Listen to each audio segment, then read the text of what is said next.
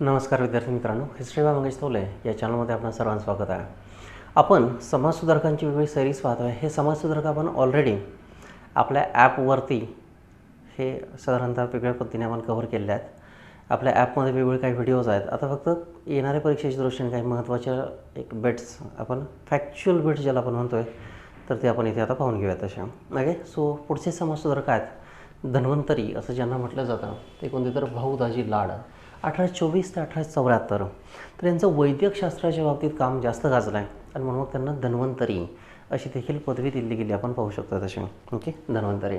मूळ नाव रामचंद्र विठ्ठल लाड असं आहे. कारण आपण पूर्वी चर्चा केली, आपण हे का पाहतो आहे, कारण पूर्वी शाहू फुले आंबेडकर त्यांच्या आजूबाजूचे त्यांचे कार्य केलेले मोठे मोठे सहकारी यांच्याबद्दल आपलं क्वेश्चन विचारले जात आहेत. मात्र त्यासोबतच हे आत्तापर्यंत यांच्यावरती क्वेश्चन विचारून चालला नाही की MPSC आपला थोडीशी चकवण्याचा प्रयत्न करत आहे.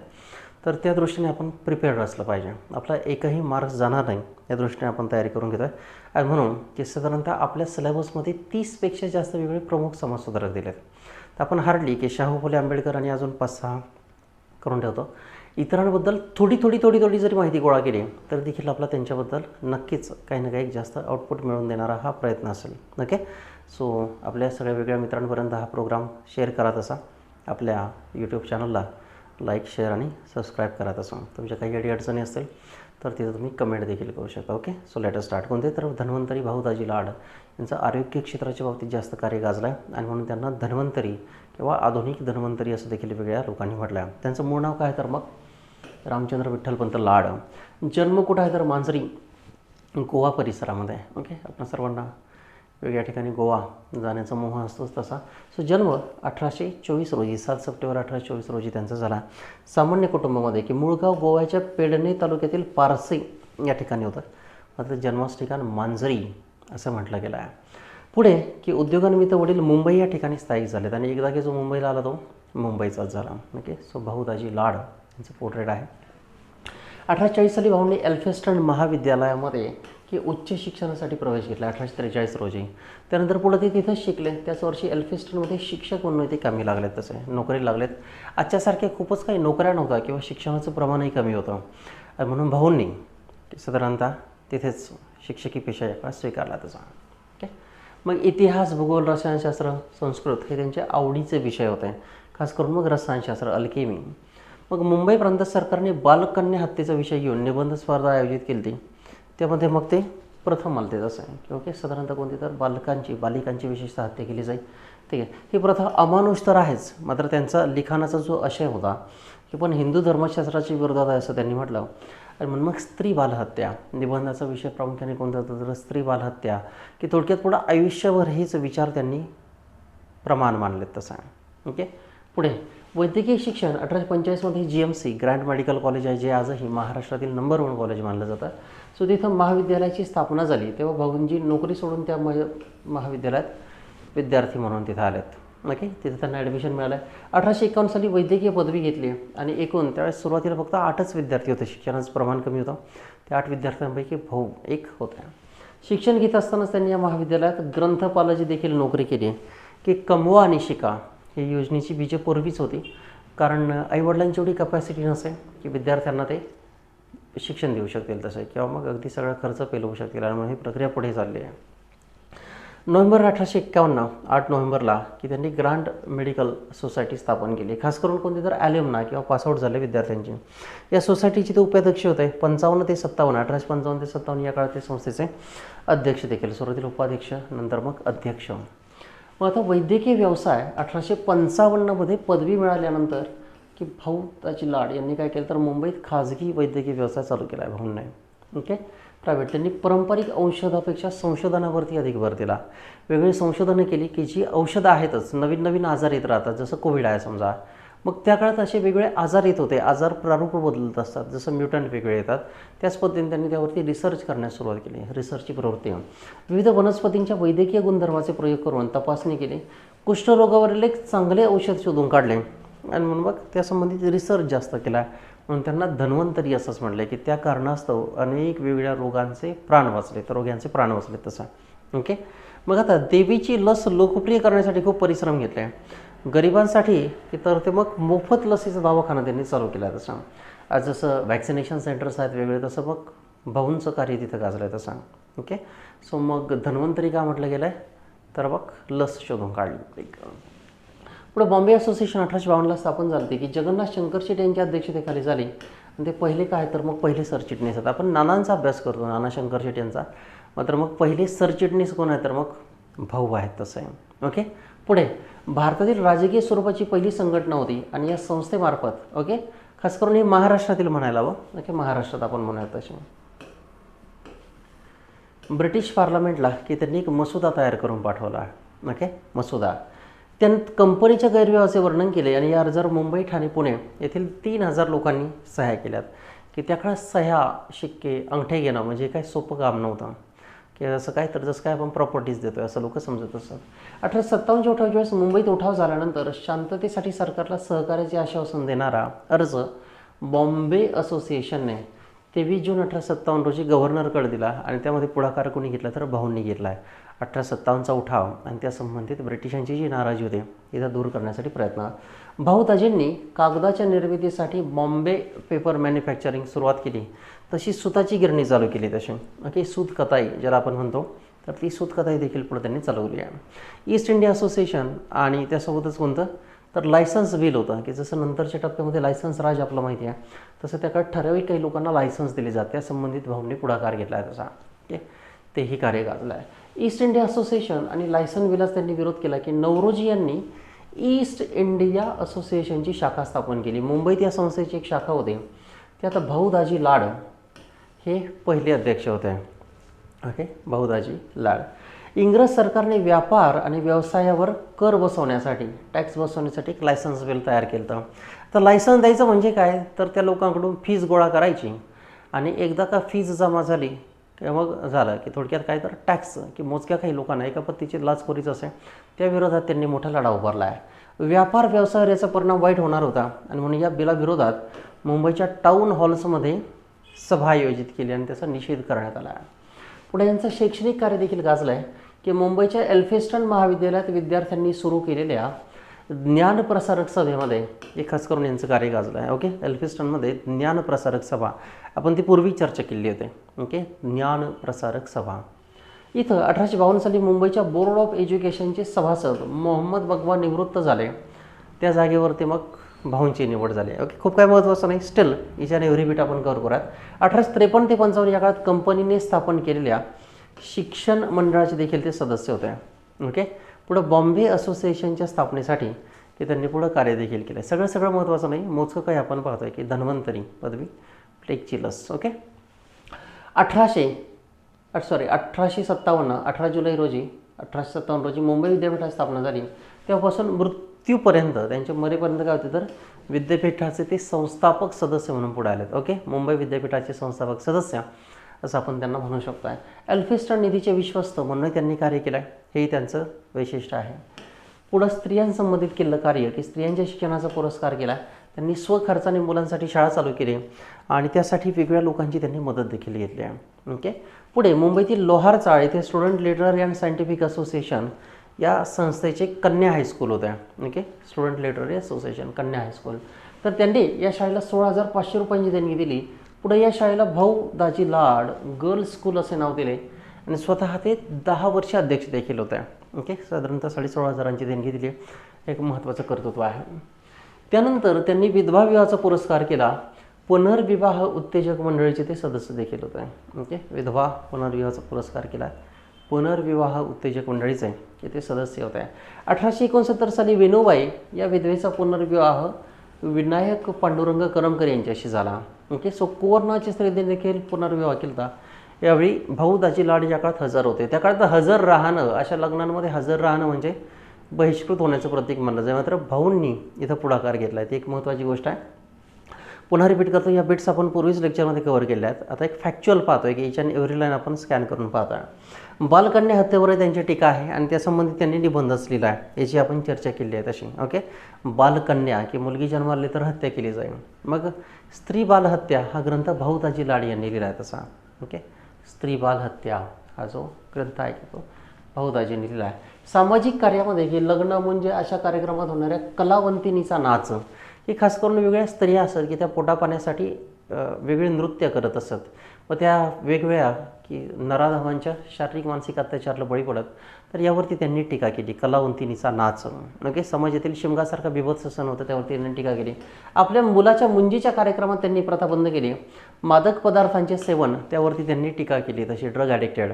ओके, मग वेगवेगळे मोठे मोठे विभूती असतात त्यांची मुलं ड्रग ॲडिक्शनच्या खटल्यामध्ये अडकत, जसं आर्यन खानचं प्रकरण झालं, मग त्यावरती त्यांनी टीका केली. तशी पुढे की त्यांनी मादक पदार्थांच्या सेवनाविरुद्ध मोहीम राबवली मुंबईत आणि 1853मध्ये ब्रिटिश संसदेला पत्र पाठवून दारू, अफू, गांजा यांचे हे प्रोडक्ट काय करा, तर उत्पादन आणि सेवन याच्यावरती बंदीच घाला डायरेक्टली. जसं अकबराचा मुलगा होता सलीम जहांगीर, त्याने हे केलं होतं, तसंच मग की साधारणतः बंदी घालण्याचं आवाहन यांनी केलं आहे. पुढे मग नाट्यरसिक मुंबईतील नाट्यकलेला स्वतः उपस्थित राहून ते प्रोत्साहन देत असत. यांचे मग मराठी रंगभूमीचे जनक आपण ज्यांना म्हणतो विष्णुदास भावे, ओके, मराठी रंगभूमीचे जनक आहेत, यांच्या मुंबईतील वास्तव्याला भाऊदाजी लाड यांनी मदत केली आहे. ओके, ग्रंथ आणि इतिहासाविषयी देखील यांचं लेखन आहे की 1845 पासून मुंबईत स्थापन झालेल्या नेटिव्ह जनरल लायब्ररीचे ते बरेच वर्ष अध्यक्ष देखील होते. ओके, त्यासोबतच मग डेव्हिड ससून आहे की मुंबईतील किंवा पुण्यातील ससून हॉस्पिटल आहे समजा, तर त्या संबंधित आहे कार्य आहे त्यांचं. भाऊ लाड यांचे इतिहास संशोधन क्षेत्रात कार्य आहे की त्यांनी भारतभर फिरलेत, वेगळी हस्तलिखिते, शिलालेखांचे ठसे आणि चित्रे यांचे संकलन केलं आहे. मग आपला सब्जेक्ट आहे इतिहास आणि इतिहासाच्या संबंधित एखाद्या समाजसुधारकाने कार्य केलं असेल तर मग आपल्याला प्रश्न विचारले जाण्याची दाट शक्यता असते. ओके, आणि म्हणून एवढं प्रकरण फिक्स करून ठेवा. मुंबईतील रॉयल एशियाटिक सोसायटीचे ते सभासद होते. या सोसायटीच्या जर्नलमध्ये त्यांनी वेगळे 19 लेख लिहिलेत. ओके, 19 हे प्राचीन इतिहासाशी संबंधित की त्यांनी अनेक टिपणे काढली आहे.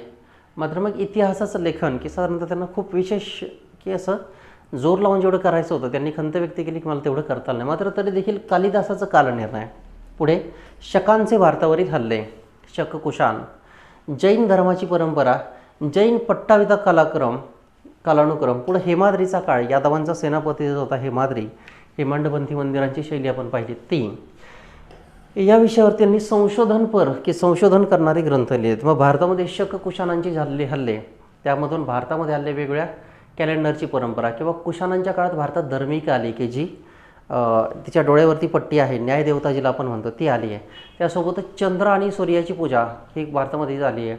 आजचा पेहरावांच्या पद्धतीचा भारत हा सगळा कशाचा, तर कुशाणांच्या काळातील भारत आहे समजा. हे सगळं ते मांडत आहेत शक कुशाण, की ते आज आपण सेपरेट मांडतो त्या काळात ते एकच मानले जात असं आहे. ओके, मग साधारणतः हेमाद्रीचा काळ कोणता, तर रामचंद्र देव की अल्लाउद्दीन खिलजीने ज्याच्यावरती हल्ला केला तर रामचंद्र देवाचा सेनापती होता हेमाद्री, आणि त्या संबंधित वेगळ्या घडामोडी, मंदिर निर्मितीच्या शैली याबद्दल ते सविस्तर नोंदवतात. गिरनार पर्वतावरील भारतातील पहिला संस्कृत शिलालेख तो म्हणजे रुद्रदामांचा शिलालेख आणि गुप्तांच्या शिलालेखांचं त्यांनी वर्णन केलं आहे. तसं जसं मंदासोरचा शिलालेख आहे आणि इतर वेगळे सगळे शिलालेख आहेत समजा.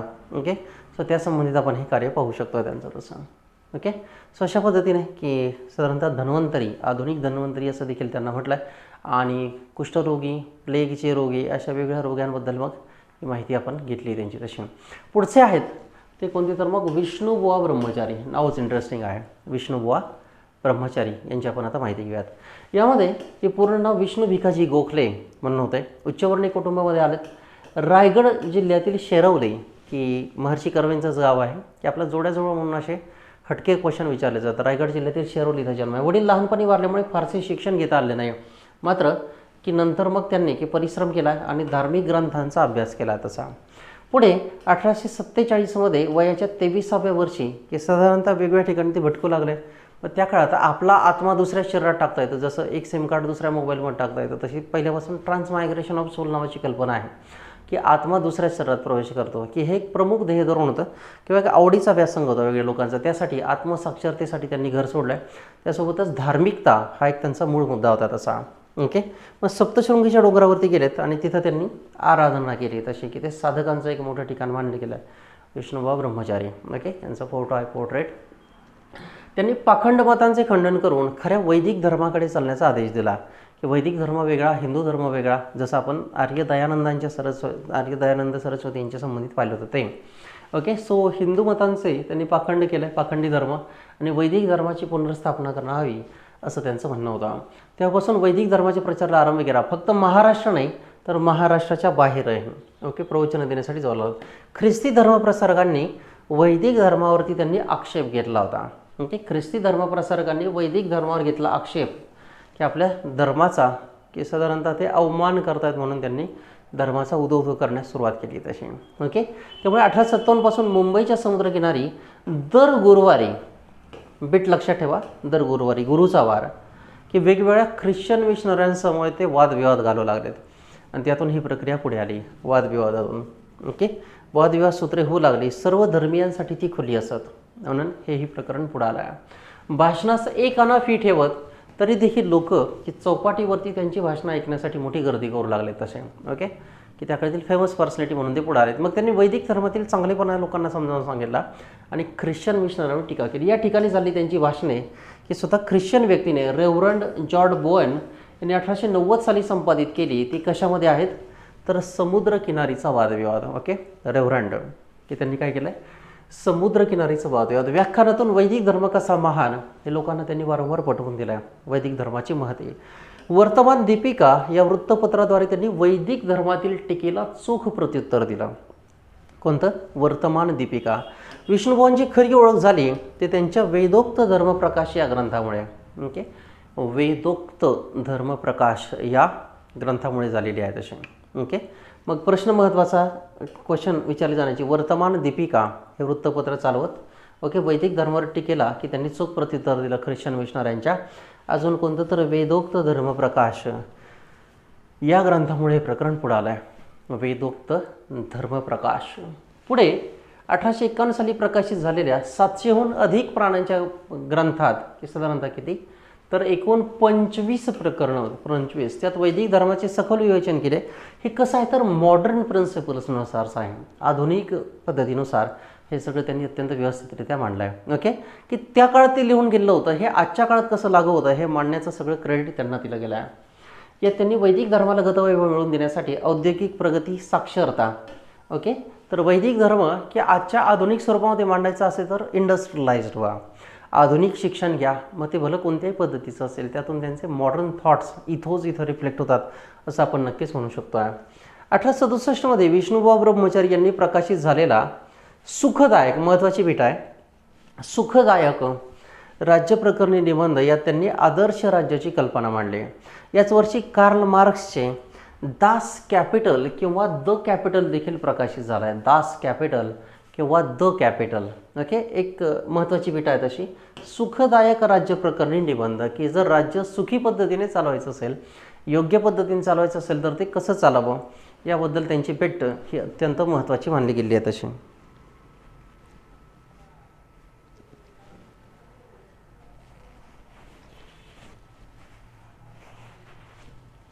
ओके, पुढे येऊयात. मग माडखोलकर, गणपत त्र्यंबकराव माडखोलकर म्हणून जे आहेत की कम्युनिझमचा पहिला प्रतिपादक. ओके, जरा पुढे मागे होत आहे. या ग्रंथात त्यांनी काही मतं मांडलीत की सर्व जमीन, उद्योगधंदे, कारखाने, दळणवळण. ओके, सो या संबंधित भेट येते तशी. आता साधारणतः विष्णुबुवांचं म्हणणं काय आहे की समाजाचे सर्व घटक समान आहेत. पुनर्विवाह, प्रौढविवाह, घटस्फोट, खास करून मग शुद्धीकरण याविषयी त्यांचे विचार पुरोगामी होते की विदुराने विधवेशीच लग्न केले पाहिजे असा त्यांचा आग्रह होता. ओके, खास करून मग त्यातून त्यांचे मॉडर्न इथोच पुन्हा रिफ्लेक्ट होत आहेत विष्णुबुवांचे की ते स्ट्रिक्टली वैदिक आहेत असं नाही तर आधुनिक विचार देखील स्वीकारत आहेत असं आपण म्हणू शकतोय तसं. मग विष्णुबुवांची इथं ग्रंथसंपदा ती कोणती येते तर भावार्थ सिंधू हा ओवीबद्ध ग्रंथ 1856 रोजी त्यांनी लिहिला आहे. कोणता भावार्थ सिंधू. पुढे आलाय वेदोक्त धर्मप्रकाश, पुढे आलाय सुखदायक राज्यप्रकरणी निबंध, पुढे आलाय सहज स्थितीचा निबंध, पुढे आलाय बोधसागर रहस्य आणि सेतुबंधानी टीका. ह्या मुद्दाम आपण फॅक्च्युअल वेट पाहतोय. पूर्वीच्या वेगळ्या सेशनमध्ये आपण याची थोडीफार चर्चा केली आहे तशी. ओके, आपले नवीन वेगळे काही स्टुडंट्स आहेत जे येणाऱ्या परीक्षांसाठी अपियर होत आहेत आणि म्हणून मुद्दाम म्हणून की जरा जास्त फॅक्च्युअल जात आहे. सगळं लक्षात ठेवू नका, ही भेट याच्यातील महत्त्वाची आहे तशी. ओके, सगळं लक्षात ठेवण्याची गरज नाही आहे. अशा पद्धतीने आता पुढचे आपण समाजसुधारक पाहूयात ते म्हणजे कोणते तर सार्वजनिक काका 1827 ते साधारणतः 1890. त्यांचं मूळ नाव काय आहे तर गवा जोशी. ओके, खादी सर्वप्रथम त्यांनी वापरण्यास सुरुवात केली. त्यासोबतच पुणे सार्वजनिक सभा ही संघटना आपण जी पाहत होतो त्या संबंधितही आपण माहिती पाहिली आहे तशी.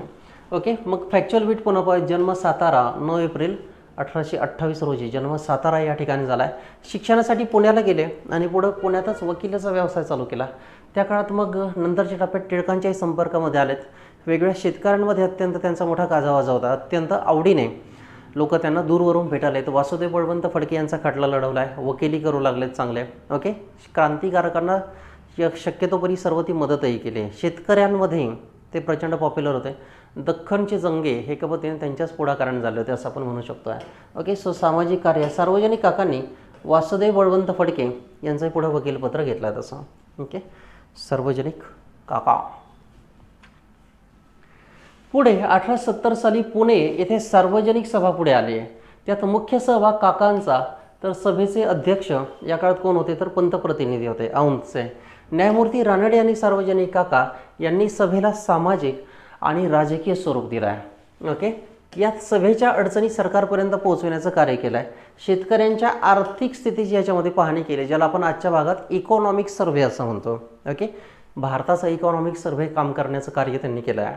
1876-77 साली महाराष्ट्रातील दुष्काळाच्या वेळी सार्वजनिक सभेमार्फत लोकांना प्रबोधित करण्याचं काम केलं आहे. आणि त्यावेळी अजून कोणतं की खास करून ब्रिटिश भारताचं आर्थिक शोषण कसं करतायत, यातून तुम्ही बाहेर कसं येऊ शकता त्याचं मार्गदर्शनही केलं आहे. ब्रिटिश राणीचा दरबार या काळात भरला होता. लिटन द बॅड नावाचा गव्हर्नर होता. मग तिथं साध्या वेशामध्ये गेले शेतकऱ्यांच्या आणि तुम्ही सेलिब्रेशन काय करताय, फटाके काय फोडताय, तर इथं अत्यंत लाजिरवाणी स्थिती आहे. यातमधून तुम्ही सेलिब्रेशन करू नका थोडक्यात. ओके, की असं म्हटलं आहे. पुढे की मग साधारणतः ब्रिटिश सम्राज्ञीकडे भारतीयांना सामाजिक राजकीय समान दर्जा द्यावा. भारतीयांचे प्रतिनिधी देखील कुठं घ्यावेत तर ब्रिटिश संसदेमध्ये घ्यावेत असं त्यांचं मत आहे. अजून काय, स्वावलंबी होणारे शिक्षण द्या, राजकीय हक्क द्या. ब्रिटनमधील ब्रिटिशाला जे हक्क आहेत त्याच पद्धतीचे हक्क भारतातील भारतीयांना, अशी टिळकांची मागणी होती. ती मूळ ते साधारणतः गणेश वासुदेव जोशी यांनी केली. देशाच्या प्रगतीसाठी त्यांनी लघुउद्योगाचा आग्रह धरला. स्वदेशीचा प्रसार प्रचार करण्यासाठी त्यांनी भरपूर प्रयत्न केलेत. की ठिकठिकाणी स्वदेशी मालाची दुकाने काढली येतात. की बे इंडियन बाय इंडियन ही घोषणा देणारे पहिले कोण आहेत, गवा जोशीच आहेत असं आपण म्हणू शकतो आहे. ओके, गवा जोशी वृत्तपत्र स्वातंत्र्याचे पुरस्कर्ते होते. त्या काळात लिटनने व्हर्नॅक्युलर प्रेस ॲक्ट हा आणलेला होता तसा. सो बे Indian by Indian. Okay, so बे इंडियन बाय इंडियन, स्वदेशी व्हा आणि स्वदेशी वस्तू खरेदी करा हा नारा देणारे ते पहिले ठरले आहेत. यानंतरच पुढे टिळकांनी हा नारा स्वीकारला आहे. नंतर गांधीने देखील स्वीकारला आहे. होम रूल चळवळीची ती एक मोठी मागणी होता. बंगालच्या फाळणीच्या वेळेस एक चतुसूत्रीमध्ये तो आला होता. आपण सर्वांनी याचा आढावा घेतला. मग त्याचे मूळ प्रेरणास्रोत कोण आहेत तर सार्वजनिक काकाच आहेत. त्यांनी क्रांतिकारकांना अत्यंत चांगल्या पद्धतीने मदत केली आहे, सिस्टमॅटिक मदत केली आहे. ओके, आपण स्वातंत्र्य चळवळीमध्ये एक सेपरेटली त्यांची माहिती घेतलेली आहे. आता पुन्हा इथे रिपीट करतो आहे. मग लिटनच्या देशी वृत्तपत्र कायदा होता, व्हर्नॅक्युलर प्रेस ॲक्ट. ओके, त्याला त्यांनी विरोध केला आहे. देशी व्यापार उत्तेजक मंडळाची स्थापना केली. त्यांची पत्नी सरस्वतीबाई जोशी म्हणून होत्या की 1871 साली पुण्यात स्त्री विचारवंती. ओके, मग रानडेंच्या पत्नी आणि साधारणतः गवा जोशींच्या पत्नी, सार्वजनिक काकांच्या पत्नी यांनी भरीव कार्य केलं आहे. नावच काय तर स्त्री विचारवंतीनी ही सामाजिक संस्था त्यांनी पुढे चालू केली तशी. ओके, सो अशा पद्धतीने गणेश वासुदेव जोशी यांच्या अंतर्गत आपण पुढचे समाजसुधारक पाहतो आहे ते म्हणजे मग विष्णू शास्त्री चिपळूणकर. ओके, महत्त्वाची भेट आहे विष्णू शास्त्री चिपळूणकर. ओके, मग साधारणतः विष्णू शास्त्री 1850 ते 1800 साधारणतः. मग आता आधुनिक मराठी गद्याचे जनक असं देखील त्यांना म्हटलं जातं. ओके, त्यासोबतच त्यांचं म्हणणं काय होतं तर मी मराठी भाषेतील शिवाजी महाराज आहे असं ते म्हणत असतात. ओके, मग आता आधुनिक मराठी गद्याचे जनक म्हणून आपण त्यांना ओळखतो. श्रेष्ठ मराठी ग्रंथकार होत्या. ओके, मग यामध्ये की संत विष्णू शास्त्रींचे वडील कृष्णशास्त्री चिपळूणकर, विष्णू शास्त्रींचे वडील कृष्णशास्त्री चिपळूणकर यांनी चाललेल्या शालापत्रक या मासिकातून त्यांच्या लेखनाचा आरंभ झाला 1868 साली. आणि काही वर्षातच मग या मासिकाचे ते संपादकही झालेत. ओके, मासिक कोणतं आहे तर मग शालापत्रक किंवा शाळापत्रक असं आपण इथं म्हणत आहोत. की शालापत्रक किंवा शाळापत्रक. त्यांच्या संपादकीय कारकिर्दीत की सरकार आणि ख्रिस्ती मिशनरी यांच्यावर त्यांनी केलेल्या टीकेचा गवगवा झाला. आणि नंतर मग ब्रिटिशांनी सिस्टमॅटिकली शाळापत्रक बंद पाडून टाकलं. थोडक्यात ख्रिश्चन मिशनरी म्हणते ते टीका करत असत. त्यांना हिंदू धर्माचा सार्थ अभिमानही होता तसा. ओके, शास्त्रीचे पुढे की निबंधमाला खास करून याच्यासाठी ते विशेष गाजले. मात्र त्याही पूर्वी शाळापत्रक आहे नक्की विसरू नका तसं. ओके, अजिबात विसरायचं नाही. शाळापत्रक महत्त्वाची भेट आहे. विष्णू शास्त्री यांच्या निबंधमाला या मासिकाचा पहिला अंक 25 जानेवारी 1874ला निघाले. या पहिल्याच अंकात त्यांनी मराठी भाषेची सांप्रत स्थिती म्हणजे काय तर सध्या मराठी भाषा कोणत्या ठिकाणी आहे, सांप्रत स्थिती यावरती त्यांनी खूप प्रसिद्ध लेख लिहिला आहे. आणि निबंधमालाकार म्हणूनच त्यांचा पुढे गौरव केला गेला आहे की वेगवेगळे निबंध त्यांनी लिहिले आणि म्हणूनच त्यांना निबंधमालाकार असंच म्हटलं गेलं आहे तसं. ओके, पुढे यात निबंधमाला मासिक 1874 पासून पुढे 9 वर्ष राहिलेत. ओके, 9 वर्ष चालू ठेवला आहे. मग पुढं 1882मध्ये ते पुढं प्रकाशित झालं. निबंधमाला नावाचं मासिक लिहित असत. निबंध म्हणजे काहीतरी एक सिक्वेन्स आहे अस्तित्वात. निबंध म्हणजे काय, अस्तित्वात असल्या घडामोडींवरती स्वतःचं शास्त्रशुद्ध मत मांडणं. ओके, निबंध. या 9 वर्षाच्या काळात 84 अंक निघाले आणि या सर्व अंकातील लेखन विष्णू शास्त्रींनी एकट्याने केलेलं असं. मोजके काही कंटेंट रायटर असतात, आज जसे असतात तसे त्या काळातही होते, त्यात काही शंका नाही. मात्र विष्णू शास्त्रींनी ते केलं आहे. पुणे पाठशाला पत्रक. ओके, सुरुवातीला मग साधारणतः निबंधमाला. ओके, नंतर मात्र पुणे पाठशाला पत्रक यातूनही त्यांनी लेखन केले. कृष्णशास्त्री चिपळूणकरांनी सुरू केलेल्या सॅम्युएल जॉन्सनच्या रॉसल्स किंवा रॉसल्स या ग्रंथाचे भाषांतर विष्णू शास्त्रींनी शाळापत्रकातून केलं. ओके, सॅम्युएल जॉन्सन म्हणून एक आणि ब्रॉसल्स ओके किंवा रॉसलेस हे जे आहे या शाळापत्रकातून त्यांनी क्रमशः पूर्ण केल्या. याच मासिकातून कालिदास, पुढं भवभूती. ओके, भवभूतीचं उत्तर रामचरित्र आपण पाहिलं आहे. हा त्या काळातील नाम ठरला आहे. सॅड एंडिंग असलेलं पहिलं नाटक भवभूतीचं उत्तर रामचरित्र म्हणून आहे. रामाचं अयोध्येमध्ये विजय प्राप्त करून झाल्यानंतर अयोध्येमध्ये झालं आगमन आणि पुढे घडलेल्या घडामोडी. ओके, भवभूतीचं. नंतर पुढं बाणाची कादंबरी गाजली आहे. पुढं सुबंधू आणि दंडी या संस्कृत कवींवर त्यांनी समीक्षणात्मक लेखन केलं आहे. पुढे ते संस्कृत कवी पंचक या नावाने पुढे प्रसिद्ध झालं आहे. ओके, संस्कृत कवी पंचक की संस्कृतमधील 5 प्रमुख कवी आणि त्यांनी लिहिलेले वेगवेगळे ग्रंथ याचं मराठी भाषिकेतील वाचकांना त्यांनी खजिना उघडून दिला आहे. त्या काळातील समाज जीवन कसं होतं. पुढे जबा मोडक आणि कान्हा साने यांच्या सहाय्याने काव्य इतिहास संग्रह हे ग्रंथ आलेले आहेत. ओके, या कारणास्तव चिपळूणकर जरा जास्त गाजलेत. ओके, पुढील टप्पा आपल्या देशातील लोकांनी रचलेली काव्य लिहिलेला इतिहास. जसं युरोपातील लोक त्यांचं म्हणणं इकडं मांडतात, त्यांचे ग्रंथ इकडे आणून मांडतात, तसंच आपण आपल्या लोकांना आपलं साहित्य उपलब्ध करून दिलं पाहिजे असं त्यांचं प्रामाणिक मत होतं. त्या संबंधितही त्यांनी महत्त्वाचं कार्य केलं त्याचं. ओके, मग त्यामार्फत देशसेवा. तर पुरातन साहित्य भारतीय जनतेमध्ये सोप्या भाषेमध्ये मांडणं ही माझ्यासाठी एक देशसेवाच आहे असं ते भाषणामध्ये वारंवार सांगत असत आणि त्याच कारणास्तव ते विशेष गाजलेत. तसं या मासिकावर की विष्णू शास्त्रींनी संपादक म्हणून आपले नाव कधी घातलेले नव्हते, मात्र ते निबंध लिहित असत एका पत्त्याने. निबंधामध्ये काय नाव लिहिण्याची परंपरा नसते. MPSC UPSCमध्ये निबंध आहेच. ओके, मग त्याच्यामध्ये काही नाव लिहिण्याची परंपरा नसते तशी. आणि मात्र तरी देखील लोक त्यांना निबंधमालाकार असंच म्हटलं आहे. 1880मध्ये टिळक आगरकरांच्या सहकार्याने त्यांनी पुण्यात न्यू इंग्लिश स्कूल चालवली आहे. ओके, ख्यातनाम शाळा स्थापन केली तशी आपण पाहिलं आहे. तशी तर मग ती मूळ कृष्णशास्त्रीनंतर मग विष्णू शास्त्री चिपळूणकरांचं मोठं योगदान आहे. परिवारातूनच सुधारकी विचारांचा वारसा त्यांना लाभला होता. याशिवाय मग चित्रशाळा चालवली आणि आर्यभूषण छापखाना, किताबखाना याच्यासारखे समाज शिक्षणोपयोगी उपक्रम त्यांनी मोठ्या प्रमाणात हातामध्ये घेतले. तसं आहे. ओके, सो चिपळूणकर आपण यांच्याबद्दल माहिती पाहिली आहे. आता पुढचे आहेत ते म्हणजे न्यायमूर्ती KT तेलंग. ओके, न्यायमूर्ती तेलंग शिक्षण मुंबईमध्येच झालं आहे त्यांचं. ओके, वयाच्या 14व्या वर्षी ते मॅट्रिक पास झालेत. असं तसं त्या काळात मग अर्ली स्टेज होती तशी. मॅट्रिकला संस्कृत विषय घेऊन उत्तीर्ण होणारे ते पहिले विद्यार्थी आहेत. कोणतं मग तेलंग. ओके, महत्त्वाची भेट आहे.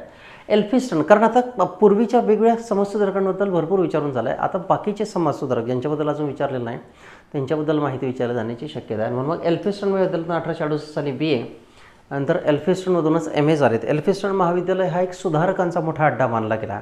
ओके, सुधारकांचा मोठा अड्डा. वयाच्या 19व्या वर्षी LLM आणि LLB पुढं. ओके, LLB नंतर त्यांनी मुंबईच्या उच्च न्यायालयातच वकिली चालू केली. वकिलीमध्ये त्यांनी ख्यातनाम की अगदी डॉक्टर रखमाबाई राऊत यांचा भारतातील घटस्फोटाचा गाजलेला पहिला खटला होता समजा. ओके, त्यांच्यामध्ये त्यांनी कार्य केलं तसं. ओके, तेलंग, न्यायमूर्ती तेलंग. पुढे 1889 साली उच्च न्यायालयात त्यांची न्यायाधीश म्हणून नियुक्ती झाली. हिंदू कायद्यातील सुधारणांचा त्यांनी पुरस्कार करून संमती वयाच्या कायद्यास त्यांनी मान्यता देऊन टाकली. ओके, संमती वयाचा कायदा होता त्यास मान्यता दिली. स्त्री शिक्षण, विधवा विवाह सुधारणांचे ते पुरस्कर्ते होते. इल्बर्ट बिल की जे आपण साधारणतः पाहिलं की त्या कारणास्तव रिपन द गुड याला राजीनामा द्यावा लागला. ओके, त्याच्यामध्ये काय तर गोऱ्या न्यायाधीशाला फक्त म्हणजे गोरे लोकांचेच खटले चालवायला दिले जातात. थोडक्यात गोऱ्या व्यक्तीने जर काही गुन्हा केला तर त्याला न्यायदान करण्यासाठी फक्त गोरा न्यायाधीशच असेल या संबंधित वाद निर्माण झाला. त्यावरूनच काँग्रेसच्या स्थापनेचं एक तत्कालीन कारण असं मानलं गेलं एल्बर्ट बेल. तर त्यांनी भारतीयांची बाजू लावून धरली आहे की स्त्री शिक्षण, विधवा विवाह सुधारणांचे पुरस्कर्ते होते. एल्बर्ट बेल विरोधात युरोपियन लोकांनी केलेल्या चळवळीला तय्यबजी आणि फिरोज शाह मेहता, बद्रुद्दीन तय्यबजी आणि फिरोज शाह मेहता यासोबत त्यांनी मोठा विरोध केला. रखमाबाई राऊत, UPSCने विचारून झाले प्रश्न की भारतातील घटस्फोटाचं पहिलं प्रकरण की डॉक्टर रखमाबाई राऊत यांनी पतीला घटस्फोट दिला, स्त्रीने पुरुषांना घटस्फोट दिल्याची पहिली केस होती. तर त्यामार्फत ती केस रखमाबाईंची बाजू यांनी लावून धरली. तशी मुंबईला काँग्रेस स्थापन करण्यावर त्यांचा मोठा पुढाकार आहे. ओके, तेलंग आपण पाहिला आहे. 1885 ते 1989 पर्यंत काँग्रेसची चिटणीस म्हणून होते. 1892 साली त्यांची मुंबई विश्वविद्यालयाचे कुलगुरू म्हणूनही नियुक्ती झाली. मुंबई विश्वविद्यालयाचे कुलगुरू म्हणूनही त्यांची नियुक्ती झालेली आहे. तशी ते स्टुडंट लिटररी सोसायटीचे सचिव देखील होते. हंटर कमिशनचे बिगर सरकारी आणि स्वतंत्र सचिव किंवा सदस्य म्हणूनही त्यांची नियुक्ती झाली आहे. तशी ओके, हंटर कमिशन ओके, बिगर सरकार आणि स्वतंत्र सदस्य तसे. ओके, सो तेलंग मुद्दा म्हणून मोजकेच मुद्दे देतो आहे, खूप काही देत नाही आहे. त्याचं कारण काय तर एलिमिनेशन टेक्निकने आपण क्वेश्चन खूप इझिली सॉल्व्ह करू शकतो, म्हणून मोजकाच डेटा PPTच्या माध्यमातून प्रोव्हाइड करता. ओके, पुढे येऊयात. साधारणतः की शिवराम महादेव परांजपे की त्यांना पण काळ या वृत्तपत्रासंबंधी जास्त गाजतो आहे किंवा ओळखतो आहे. मग आता जन्म कुलाबातील महाड या ठिकाणी त्यांचा झाला आहे. कुलाबा हे सरखेल कान्होजी आंग्रे यांचा हा एक बालेकिल्ला मानला गेला तसा, शिवाजीराजांचे सच्चे सहकारी. मग महाड त्यांचे वडील एक यशस्वी वकील होते, आई पार्वतीबाई म्हणून होते आणि वडिलांचं नाव महादेवराव. ओके, मग साधारणतः शिवराम महादेव परांजपे. प्राथमिक शिक्षण महाडलाच झालं आहे, जन्मगाव आहे. माध्यमिक शिक्षण रत्नागिरीला, पुढं पुण्याला आणि महाविद्यालयीन शिक्षण पुण्याच्या फर्ग्युसन आणि नंतरच्या टप्प्यामध्ये डेक्कन महाविद्यालयामध्ये झालं आहे. फर्ग्युसन आणि डेक्कन महाविद्यालयामध्ये ते झालेलं आहे. ओके,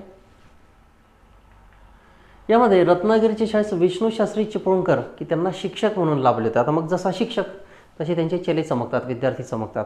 ओके, मग पुण्याच्या न्यू इंग्लिश स्कूलमध्ये शिवराम पंतांनी प्रवेश घेतला, तो विष्णू शास्त्रींच्या प्रभावातून. की विष्णू शास्त्री म्हणले की मग पुण्याला या समजा तसं, आणि पुण्याला आल्यानंतर मग इथे 1884ला संस्कृतची जगन्नाथ शंकर शेट नानांच्या नावाने एक शिष्यवृत्ती होती ती त्यांनी मिळवली आहे. आणि त्यानंतर मग पुढे एक ब्रिलियंट चाइल्ड म्हणून ते पुढे आलेत. या परीक्षेत ही शिष्यवृत्ती मिळवणारे ते पहिले विद्यार्थी होते, पुढे ते MA झालेत. मग या परीक्षेत त्यांना गोकुळदास आणि झाला वेदांत अशी 2 पारितोषिके मिळाली. की त्या काळात पारितोषिकांना नावं दिली जातात, जशी वेगळ्या मोठ्या व्यक्तींनी कार्य केलं असतं काही तर त्यांच्या नावाने पारितोषिकं दिली जातात, तसंच मग त्यांच्या नावाने हे पुढे आलं आहे. यानंतर पुण्यात नवीनच स्थापन झाल्या महाराष्ट्र विद्यालयात 2 वर्ष तिथे संस्कृतचे प्राध्यापक म्हणून त्यांनी कार्य केलं आहे. थोडक्यात ओके, हे काय एवढं काही महत्त्वाचं येत नाही. पुढे 1898 त्यांनी काळ हे साप्ताहिक चालू केलं की लॉर्ड कर्झन भारतात येण्याच्या अगोदर 1900ला 2 वर्ष पूर्ण काळ करते. मग शिवराम पंत ते साप्ताहिक चालू केलं. 1908मध्ये याच पत्रातील काही लेखांच्या आधारे की डायरेक्टली आर्टिकल 124A आहे घटनेचं कलम 124, म्हणजे त्या काळातील ब्रिटिशांच्या काळात, आज पण 124च आहे ते. ओके, मग 124A या कलमानुसार त्यांना राजद्रोहाची शिक्षा सुनावण्यात आली. तशी या खटल्यात 19 महिन्याचं कारावासाची शिक्षा झाली, तथापि 15 महिन्यानंतर त्यांची मुक्तता करण्यात आली. ब्रिटिशांना खूप काही सिरियसनेस जाणवलेलं नाही. ओके, ब्रिटिशांना लक्षामध्ये आलं आहे की दिस इज नॉट अ जेन्युइन केस आणि म्हणून मग त्यांनी प्रकरण सोडून दिलं आहे. 1910 साली सरकारने त्यांच्याकडून मागितलेला 10,000 रुपयांचा जामीन न देऊ शकल्यामुळे की पुढे त्यांना साप्ताहिक बंद करावं लागले. की त्या काळात वर्तमानपत्र चालवायचे असेल तर जामीन द्यावा लागेल, चांगल्या वृत्तपत्रांची हमी घ्यावी लागेल किंवा खास करून ब्रिटिशांच्या विरोधात काही छापणार नाही असे वेगळे प्रकरणं होत. मग तिथे पुढे आला. 1900 ते 1908 या काळात प्रसिद्ध करण्यात आलेले काळामधील निवडक 10 निबंधाचे खंडही सरकारने जप्त केले. ओके, पुढे मुंबई प्रांतातील सरकारच्या सदिच्छेमुळे की 10वा खंड आणि बाकीचे 9 खंड निबंध मुक्त झाले आणि पुढे सर्व खंडांचे पुनर्मुद्रण केलं. मग त्याच्यामुळे त्यांनी ब्रिटिश सरकारवरती सार्कॅस्टिक टीका केली, तिरकस अटॅक, त्याच्यामधून मग ब्रिटिशांनी मोठा धडा घेतला समजा तसा. 12 ऑगस्ट 1920 रोजी स्वराज हे नवे साप्ताहिक त्यांनी काढले, स्वराज. ओके, आणि त्यातून महात्मा गांधींच्या असहकारितेच्या चळवळीचा पुरस्कार केला आहे. मग हे 2 व्यक्ती आपल्याला जोडता आले पाहिजेत, कारण एक क्वेश्चन एकाच व्यक्तीवरती येत नाही. एका क्वेश्चनमध्ये ते 4-5 समाजसुधारक विचारून बसतात. तसंच मग आता समाजसुधारकांसमवेत मग वृत्तपत्र त्यासोबतच वेगळ्या पर्सनॅलिटीज यांच्याबद्दल आपला क्वेश्चन विचारले जात आहे सध्या. पुढे वृद्धप काळामुळे साप्ताहिक की शंकरराव देव यांच्या स्वाधीन केला. ओके, शंकरराव देव यांच्या स्वाधीन केला आहे 1927 रोजी. रत्नाकर या नियतकालिकातही परांजपे यांनी पुढे लिखाण केलं. कोणतं? रत्नाकर. ओके, सो काळ या कारणास्तव ते पुढे गाजल्यानंतर स्वराज्य काढलं आहे. स्वराज्याचं काम काय? असहकारिता. 1920ची चळवळ होती, त्याचा मोठा प्रसार आणि प्रचार करणं. 12 मे 1922 रोजी मुळशी सत्याग्रहात सेनापती बापट यांच्यासमवेत सहभागी झाले आणि 6 महिन्यांचा कारावासाची देखील त्यांना शिक्षा झाली आहे. पुढं सायमन कमिशनचा विरोध करायचा होता, त्या निदर्शनामध्ये देखील ते पुढे होते आणि नेहरू रिपोर्टच्या प्रचाराच्या समर्थनार्थ ते पुढे आलेत. ओके, नेहरू रिपोर्ट की थोडक्यात स्वातंत्र्य चळवळीमध्ये फक्त मासिक वृत्तपत्रासाठीच नाही तर स्वातंत्र्य चळवळीमध्ये सायमन कमिशन आणि त्यासोबतच मग पूर्वी असहकार चळवळी यामध्ये त्यांचं कार्य उल्लेखनीय आहे. शिवराम पंत जसे देशभक्त होते तसेच एक विदग्ध पंडित आणि शैलीकार साहित्य होते की स्वतःची एक लेखनाची शैली त्यांनी डेव्हलप केली. तिरकस अटॅक करणं. ओके, 1929 मध्ये अखिल भारतीय किंवा खास करून की महाराष्ट्र साहित्य संमेलन जे झालं, अखिल महाराष्ट्र साहित्य संमेलन बेळगाव संमेलन आपण चर्चा करणार आहोत तशी. ओके, मग त्याचे ते अध्यक्ष देखील होते. का त्यांचं साहित्य पाहत शिवराम पंतांनी लिहिलं साहित्य महत्त्वाची भेट आहे. प्रणयिनीचा मनोभंग की एक सरदार ठाकूर सिंगांच्या चित्राने त्यांनी केलेलं रसग्रहण मराठीतील सर्जनशील कला समीक्षेचा एक उत्तम नमुना आहे. ओके, महत्त्वाची भेट आहे कोणती तर प्रणयिनीचा मनोभंग. पुढे नागानंद अभिज्ञान शाकुंतलम मृच्छकटेक ह्या प्राचीन भारतातील नाटकावर की त्यांनी टीकात्मक आणि संशोधनात्मक लेख लिहिलेत. नंतर काही लोकांनी त्याच्यावरती नाटकं देखील सादर केलीत. ओके, नागानंद आहे. पुढं कोणतं? अभिज्ञान शाकुंतलम. ओके, आणि मृच्छकटेक की साधारणतः हे. पुढं गोविंदाची गोष्ट आणि विंध्याचल या त्यांच्या कादंबऱ्या विशेष गाजल्यात. गोविंदाची गोष्ट आणि विंध्याचल बाणाच्या कादंबरीवर आधारित त्यांची संगीत कादंबरी म्हणून पुढे आली. ती कोणती तर संगीत फॉर्मॅटमध्ये सगळं त्यांनी मांडलं आहे की जसं सम्राट हर्षवर्धन की जो प्राचीन भारतातील शेवटचा राजा मानतो त्याच्या दरबारामध्ये बाणभट्ट होता, त्या संबंधित घडामोडी मांडल्यात. शेक्सपियरच्या मॅकबेथनवरून रचलेले मानाजीराव म्हणून एक कादंबरी आहे, समजा ती एक पुढे गाजली. मानाजीराव म्हणून कादंबरी आहे. ओके, पुढे गाजली. डिसनच्या केटोवर आधारित रामदेवराव अशा काही नाटकाखेरीज की पहिला पांडव हे कर्णाच्या जीवनावरील स्वतंत्र पुराणाधारित नाटक त्यांचं गाजलं आहे. ओके, कोणता? पहिला पांडव. तशी तर 5च पांडव आहेत, मात्र कुंती मातेचा पहिला पुत्र कोण तर मग कर्ण तसा. ओके, पुढे अण्णासाहेब किर्लोस्कर हे एक मोठे नाटककार होते, त्यांचा आपण अभ्यास करलाच आहे. तर अण्णासाहेब किर्लोस्करांच्या सौभद्र जे संस्कृतमध्ये त्यांनी भाषांतरण केलं आहे, अण्णासाहेब किर्लोस्कर. त्यानंतर अहिल्याजार हे त्यांनी लिहिलेलं एक प्रदीर्घ काव्य आहे. ओके, अहिल्याजार हे त्यांनी लिहिलेलं एक मोठं प्रदीर्घ काव्य मानलं जातं. पुढं मराठ्यांच्या लढ्याचा इतिहास 1928ला केला आहे. या पुस्तकातून मराठ्यांचा 1802 ते 1818 मधील 14 लढाया लिहिल्या. त्यामध्ये मग खास करून हा बाजीरावाचा कालखंड होता आणि मराठीशाही कशी पतनाकडे चालली आहे, त्यासोबतच काही सरदार इमानी ईदद्वारे प्राणपणाने लढत आहेत हे अत्यंत प्रामाणिकपणे त्यांनी नमूद केलं आहे. तसं आणि मराठ्यांच्या अपयशाची मीमांसा केली आहे. पुढं तर्कभाषा, तर्कसंग्रह दीपिका आणि पूर्व मीमांसेवरील अर्थसंग्रह हे साधारणतः संस्कृत आधारित ग्रंथ, तसेच भामिनी विलास, प्रसन्न राघव प्रतिमा यांच्या वेगळ्या संपादित आवृत्त्या होत्या त्या त्यांनी मांडल्यात तशा. ओके, सो अशा पद्धतीने की आपण वेगवेगळे काही समाजसुधारक पाहतोय. पुढील सिक्वेन्समध्ये आपण की पुढील टप्प्यामध्ये आपण ही सगळी प्रक्रिया पार पाडूया तशी. थँक्यू.